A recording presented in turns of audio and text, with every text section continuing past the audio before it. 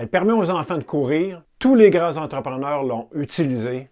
Edison l'a exploitée pour inventer l'ampoule électrique. Je te parle de cette force invisible qui, alliée avec la discipline, la rigueur, peut créer des choses remarquables. Tous ceux que tu regardes admirent ou tentent d'imiter parce qu'ils ont eu du succès en affaires, l'ont utilisée pour réussir. Dans cette capsule, je t'explique comment la développer pour réaliser tout ce que tu veux comme entrepreneur. Salut, je m'appelle Richard Leclerc, je suis le fondateur de Sicara et le créateur de la retraite stratégique. Ce qui m'allume dans la vie, c'est d'aider les entrepreneurs à optimiser leur potentiel tout en restant sains d'esprit et de corps pour qu'ils puissent multiplier leur impact. La force invisible s'appelle la constance. Le Larousse définit la constance comme la patience, la persévérance de quelqu'un entretenu par une force morale sans défaillance. Autrement dit, c'est la capacité de quelqu'un de demeurer motivé et enthousiaste face à un projet dans le temps, peu importe ce qui arrive. Sans la constance, jamais un enfant arriverait à courir. Au début, quand un enfant apprend à marcher, il tombe tellement souvent que le désespoir pourrait l'envahir. Mais non, il se relève continuellement pour finalement être en mesure de demeurer en équilibre puis de marcher. C'est après 1093 tentatives que Edison a réussi à trouver la recette pour faire allumer la première ampoule électrique au monde. 1093 essais, c'est peut-être le comble de la constance moderne. Mais comment tu développes plus de constance? Je te propose 3 étapes. Première étape, c'est de définir ton why puis établir une cible claire. La deuxième étape, c'est d'implanter des habitudes et des routines qui supportent ta cible.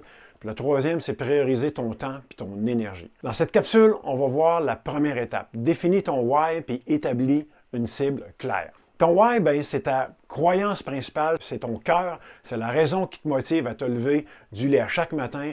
Pour une compagnie, c'est sa raison d'être en affaires. Ton why, c'est ta vision que tu auras pour ta compagnie, ton projet. C'est ta motivation derrière les services et les produits que tu fais. C'est la seule raison pour laquelle ta compagnie existe. Voici en 3 étapes une démarche pour trouver ton why.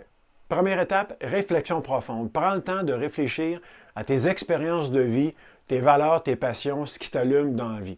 Voici quelques questions qui vont t'aider à trouver ces réponses-là.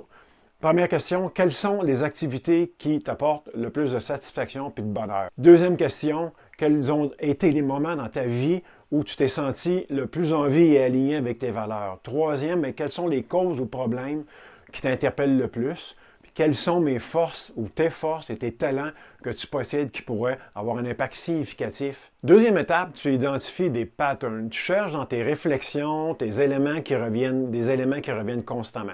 Y a-t-il un fil conducteur que tu peux rattacher avec tes passions, tes valeurs, tes forces? Porte attention aux activités et aux éléments de ta vie qui t'amènent constamment de la joie, puis un sentiment ou un grand sentiment d'accomplissement. Troisième et dernière étape, tu cherches du feedback externe. Parle à tes amis, à ta famille, tes mentors, tes collègues, de tes pistes de réflexion, puis des patterns que tu as identifiés. Ils peuvent t'apporter des éléments que tu aurais manqués.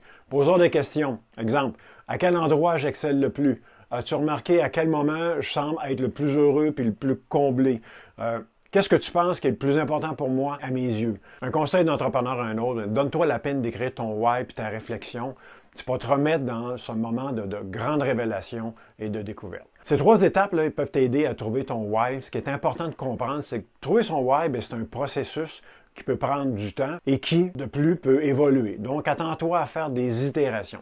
Quand tu vas être démotivé, fatigué, tanné ou découragé, il faut que tu te rappelles pourquoi tu fais ce que tu fais. Ça va te brancher sur l'essentiel, ton why. Sors tes notes puis relis-le. Après avoir défini ton why qui va te servir de base solide pour établir une cible claire. Ta cible, elle doit être spécifique, mesurable, atteignable, pertinente et temporelle. Par exemple, au lieu de dire « je veux augmenter mes ventes de 25 », tu dis « je veux augmenter mes ventes de 25 % d'ici les 12 prochains mois en mettant en place un nouveau directeur des ventes avec un énorme réseau de contacts. » Ça, c'est un objectif spécifique et mesurable. En résumé, définir ton why va te soutenir moralement et te motiver grandement quand tu vas être tanné, égaré, épuisé ou juste découragé. Tu n'auras qu'à relire pourquoi tu fais ce que tu fais, puis ça va te remotiver grandement. Par la suite, ça va être beaucoup plus facile d'établir une cible de façon spécifique, mesurable, atteignable, pertinente et temporelle. Surveille la prochaine capsule parce qu'on va voir la deuxième et troisième étape, qui est d'implanter des habitudes et des routines qui vont supporter ta cible et prioriser ton temps et ton énergie. N'oublie pas, dans le descriptif de la vidéo, j'ai placé un lien qui donne accès gratuitement à un guide pour que tu prennes de meilleures décisions qui vont accélérer la croissance de ta business.